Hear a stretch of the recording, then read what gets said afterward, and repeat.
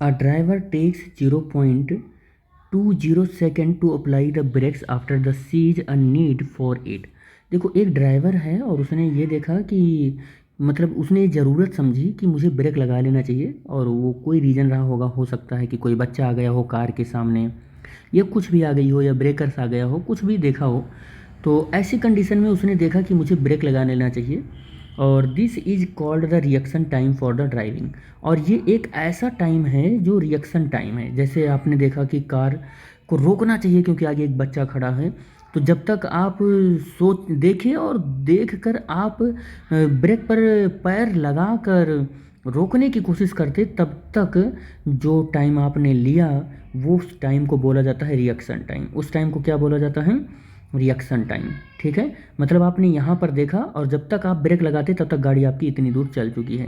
तो जितना टाइम आपने इसको सोचने में और अप्लाई करने में लगाया वो रिएक्शन टाइम है, और रिएक्शन टाइम गिवन है कि 0.20 सेकेंड लग गया आपको। ठीक है, यहाँ पर तो कह रहा है कि if he is driving car at the speed, और अगर उसकी कार की स्पीड मान लो यहाँ पर u is equal to 54 kilometre per hour है, और रिएक्शन टाइम में तो उसकी स्पीड चेंज नहीं होगी क्योंकि ब्रेक तो यहाँ आके लगाएगा। उतनी देर के लिए उसके ब्रेन से उसके पैर तक एसएमएस गया कि भाई ब्रेक लगा लो आप, तो यहाँ भी वही स्पीड रहेगी 54 किलोमीटर पर आवर, वही स्पीड रहेगा।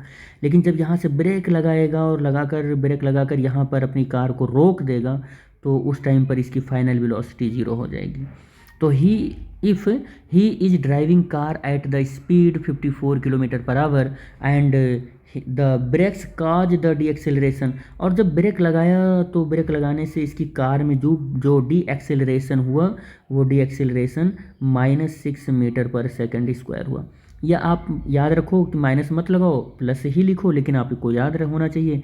जैसे आप ए इज इक्वल टू 6 मीटर पर सेकेंड स्क्वायर लिखो, लेकिन फिर ये याद रखो कि हाई क्या चीज़ ये डी एक्सेलरेशन है। ठीक है, डी एक्सेलरेशन है, ये याद रखो बस आप। और find the distance travelled by the car, कह रहा है कार ने कितना डिस्टेंस ट्रेवल्ड किया यहाँ से यहाँ तक, ये डिस्टेंस आपको बताना है। ठीक है, और लेकिन अब उसमें दो डिस्टेंस आ गया, ही सीज द, देखो need to put the brake, ये वाले डिस्टेंस भी निकालने हैं कि उसने देखा जितने टाइम में यहाँ से और जहाँ तक ब्रेक लगाया है इतना पूरा डिस्टेंस ट्रैवल करना है या निकालना है, पूरा का पूरा डिस्टेंस निकालना है। मतलब जहाँ से देखा वहाँ और जहाँ पर कार रुक गई वहाँ तक का पूरा डिस्टेंस ट्रैवल इसको कैलकुलेट करना है। मतलब रिएक्शन टाइम के लिए भी डिस्टेंस आप कैलकुलेट करो और इस टाइम के लिए भी आप कैलकुलेट करो। तो रिएक्शन टाइम तो बहुत आसान है निकालना। देखो ये इस 54 को 5/18 से मल्टीप्लाई कर दोगे तो ये कितना हो जाएगा 3, तो ये आ जाएगा 15 मीटर पर सेकंड में आ जाएगा क्योंकि ये किलोमीटर पर आवर में है।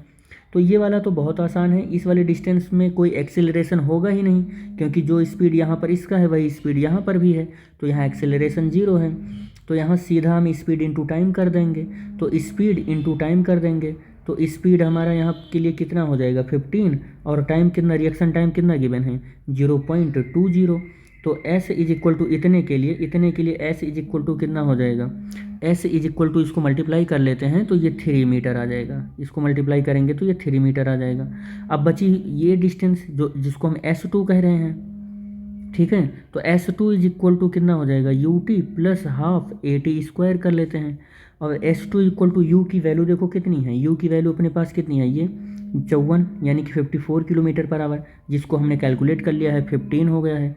टाइम हमें, अच्छा ये सेकंड इक्वेशन हम मोशन से लगा ही नहीं सकते हो क्योंकि टाइम नहीं गिवन है, तो हम V square equal to U square plus 2AS से लगाएंगे। इसको क्यों लगाएंगे, क्योंकि हमको ये देखो इनिशियल स्पीड मालूम है कि 18 मीटर पर सेकंड है, देखो इसको मैंने सॉल्व कर लिया है, और फाइनल स्पीड मालूम है 0, और s हमको कैलकुलेट करना है, और एक्सेलरेशन तो हमको मालूम ही है 6 मीटर पर सेकंड स्क्वायर। तो थर्ड इक्वेशन अब मोशन से लगा देंगे, v की वैल्यू 0 है, u की वैल्यू 18 का स्क्वायर और प्लस 2 माइनस लगेगा, रिटार्डेशन है ना यहाँ, और a की वैल्यू 6 है और s की वैल्यू कितनी है S2 हमको कैलकुलेट करनी है। तो 18 का स्क्वायर करेंगे तो कितना हो जाएगा, 18 का स्क्वायर करेंगे तो 18 और इंटू 18, तो ये कितना आ जाएगा 324 आ जाएगा, 324 माइनस, और ये 12 इंटू S2 आ जाएगा। अब ये 0, 324 is equal to 12 S2 is equal to 324/12, और ये कितना हो जाएगा, 12 से डिवाइड करोगे तो 12 टू जा 24, और बच कितना रहा है 6 और 4 10 बच रहे हैं। इसको भी डिवाइड कर लो, डिवाइड करोगे तो कितना आ जाएगा, इसको डिवाइड कर लो। ये 18 कहाँ से हो गया जी, ये 18 नहीं है 15 है भाई, ये देखो 15 है। तो 15 का स्क्वायर करोगे तो 15 का स्क्वायर करोगे 225 आ जाएगा, 225 आ जाएगा। कैलकुलेशन पर बहुत ध्यान देना होगा। तो S2 इज इक्वल टू कितना हो जाएगा, 225/12 हो जाएगा। तो ये आ जाएगा 18.75 मीटर आ जाएगा S2 इक्वल टू। तो नेट डिस्टेंस कितना हो जाएगा, S1 plus S2, total distance पूछ रहा है ना ये यहाँ तक ये। तो S is equal to S1 की जो वैल्यू है वो कितनी है, वो 3 है। S2 की वैल्यू 18.75 है। तो S इज इक्वल टू कितना आ जाएगा, ये टोटल ऐड करोगे तो 21.75 मीटर हो जाएगा।